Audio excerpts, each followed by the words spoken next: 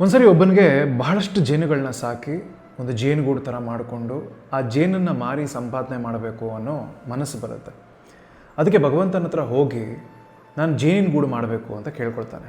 ಅದಾದಮೇಲೆ ಪ್ರತಿದಿನ ಜೇನಿನ ನೊಣಗಳು ಎಲ್ಲಿ ಕಂಡ್ರು ಅಟ್ಟಿಸ್ಕೊಂಡು ಹೋಗ್ತಾ ಇರ್ತಾನೆ ಹಿಡಿಯೋದಕ್ಕೆ. ಇದು ನಡೀತಾ ಇರಬೇಕಾದ್ರೆ ಎದುರುಗಡೆ ಮನೆಯವನೊಬ್ಬ ಈ ಗುದ್ದಲಿ ಹಾರೆ ಎಲ್ಲ ತೊಗೊಂಡು ಬರ್ತಾನೆ, ಮಣ್ಣನ್ನು ಕೆಲಸ ಮಾಡುವಂಥದ್ದು. ಅದನ್ನು ನನಗಿದು ಬೇಡ, ನೀನು ತಗೋ ಅಂತ ಕೊಟ್ಟುಬಿಡ್ತಾನೆ. ನೀವು ಅದನ್ನು ಇಟ್ಕೊಂಡು ಇದರಲ್ಲಿ ನಾನು ಏನು ಮಾಡೋದು ಅಂತ ಅಂದ್ಕೊಳ್ತಾನೆ. ಮಾರ್ಕೆಟಿಗೆ ಹೋಗ್ತಾನೆ. ಅಲ್ಲಿ ಈ ಹೂವಿನ ಬೀಜಗಳು ಸಿಗುತ್ತೆ. ಅವನಿಗೇನೋ ಫ್ಲ್ಯಾಶ್ ಆಗುತ್ತೆ. ಓಹ್ ಅಂತ ಅಂದ್ಕೊಳ್ತಾನೆ. ಬೀಜಗಳನ್ನ ಕೊಂಡ್ಕೊಳ್ತಾನೆ, ತೊಗೊಂಡು ಬರ್ತಾನೆ, ಬೀಜಗಳನ್ನ ಬಿತ್ತುತ್ತಾನೆ. ಆ ಹಾರೆ ಗುದ್ದಲಿ ಎಲ್ಲ ಯೂಸ್ ಮಾಡಿಕೊಂಡು ಮಣ್ಣನ್ನು ತೋಡಿ ಚೆನ್ನಾಗಿ ನೀರು ಹಾಕೋಕ್ಕೆ ಶುರು ಮಾಡ್ತಾನೆ, ಚೆನ್ನಾಗಿ ನೋಡ್ಕೊಳ್ಳೋಕೆ ಶುರು ಮಾಡ್ತಾನೆ. ಹೂ ಬಿಡುತ್ತೆ. ಹೂ ಬಿಟ್ಟ ಮೇಲೆ ಜೇನುನೊಣಗಳು ಅವಾಗೇ ಬರ್ತವೆ, ಆ ಹೂ ಮೇಲೆ ಕುತ್ಕೊಳ್ತವೆ.